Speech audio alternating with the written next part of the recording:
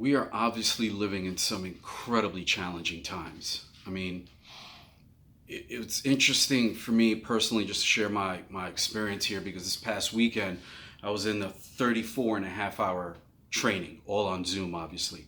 Friday, 12 hours, Saturday, 12 hours, and then Sunday, 10 and a half hours. So Sunday night, when I was done with the whole thing, and it was a great experience, it was really awesome, very personally an amazing experience, and a lot of great content delivered, training and development stuff. When I came out of it Sunday night and I'm beginning to plug back into the world, I'm having the experience like, okay, this country is set ablaze now. Like, I had no idea of what was really happening. I saw the video of George Floyd the week before with the police officer and his knee on his neck and not letting up the entire time, which is nothing short of torture leading to, unfortunately, a slow death. And it was hard to watch. And that stuck with me. And then I go into this training and I come out, and of course there's going to be the public outcry and the outrage from the video getting around and people seeing it, and it's going to create a very visceral experience in all of this. And yesterday I was on a couple of calls, and one call in particular where, I've had some difficulty focusing, to be straight with you, because it's been occupying my thoughts a lot. Because a couple of years ago, I'd come to the conclusion that I was calling this the American Civil Cold War because of how incredibly ideologically divided the United States has become. I mean, people are just so antagonistic to each other. There's a complete lack of respect. We see it in our elected officials and our political leadership, and so goes the leadership, so goes the fill in the blank. Company, organization, nation, society of any sort. But it's still a reflection of us as well. We're in that space. And now this thing has happened, and now it's beginning to look like an actual civil war. So it was really, for me, a couple of years ago, where is this going to end up? Now we're in this phase of it. The question is still there. Where is this going to end up? And that's going to be up to us. And I mean at the grassroots level. It's going to be up to me, up to you, up to each and every one of us. Really, how are we going to be with each other? And I think that's the most important question to answer. Can we respectfully disagree? Can we show a level of humanity to another person who does not quite see the world as we do? Can we muster up sufficient compassion or empathy to be able to allow for another point of view, or to be able to allow for people to express their pain, their disagreement, and so on?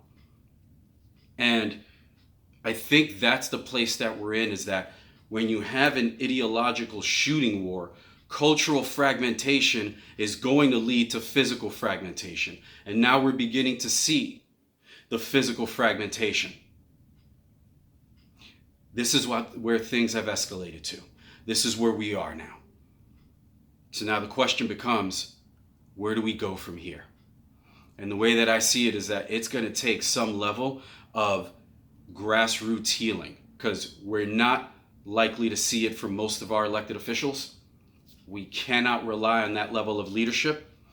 In the past, you had previous leaders who would come out and attempt to diffuse a situation, attempt to bring some level of understanding and compassion or empathy, and that's not what's happening. So now the way that I see it is that it's incumbent upon us to do better, because we can't expect it of other people anymore. So now it's going to be more on us. And that's a big undertaking. It can seem overwhelming. It can seem like too much to handle, but we have to. The way I see it, we truly have no choice in the matter. It's going to be up to us. How do we build bridges again? How do we learn to respectfully disagree? Because this is not some kumbaya intention thing. We're all going to hold hands and we're going to be like, great with each other and we're all going to see the world in the same way. No, that's never going to happen. There will always be disagreement. It's how we show up in the face of it. And so what I'm seeing here is, for me, the call to action and this is my personal call to action, is a call to healing.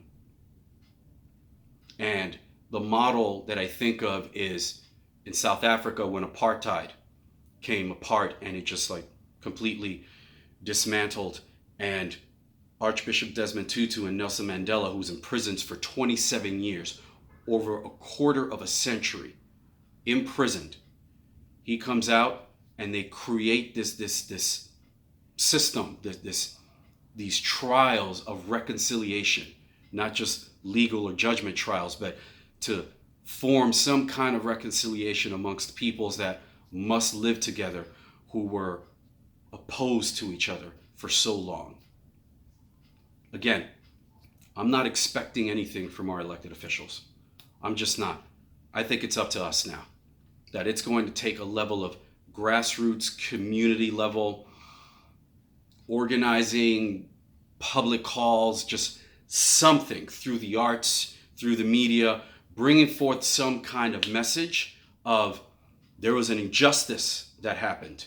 There is no doubt about that. How are we going to move forward from this? What do we need to learn from that? What needs to be put in place? How do we execute?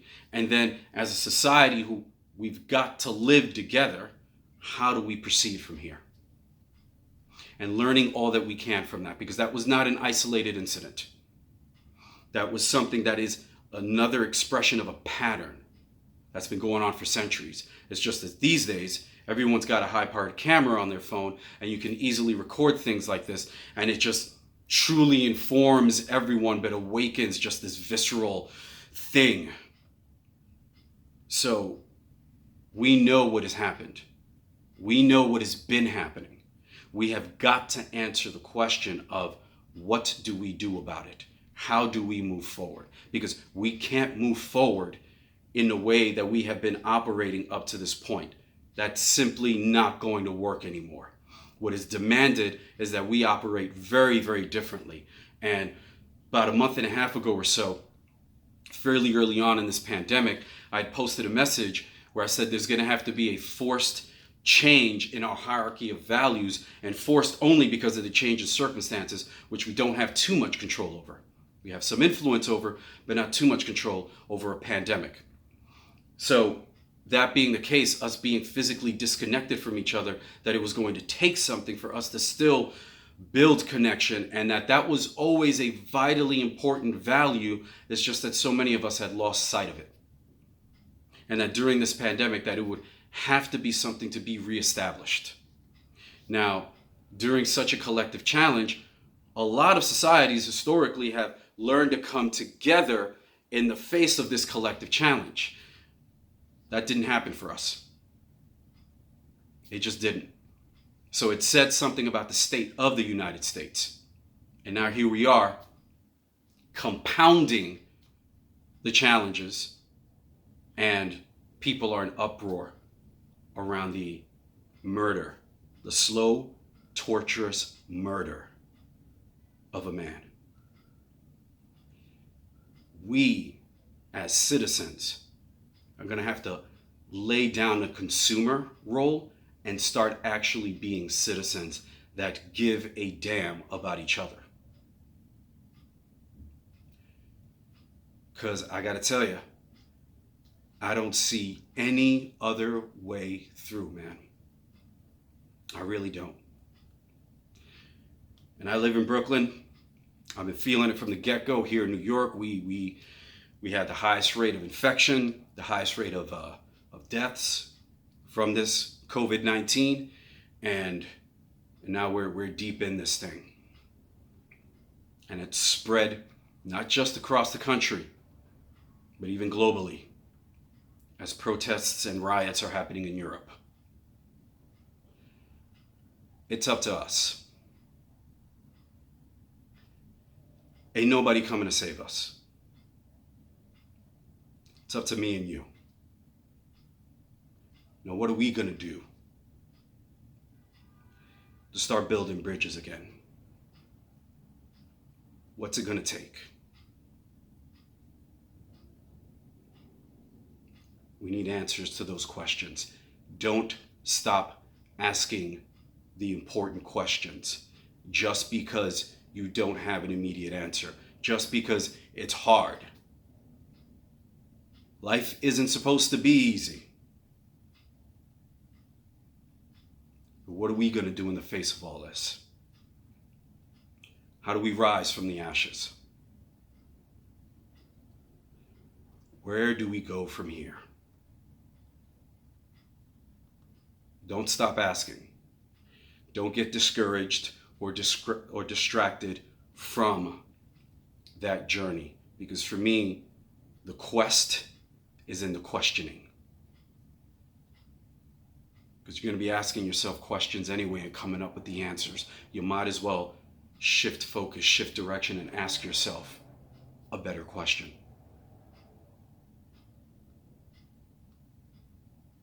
Thank you.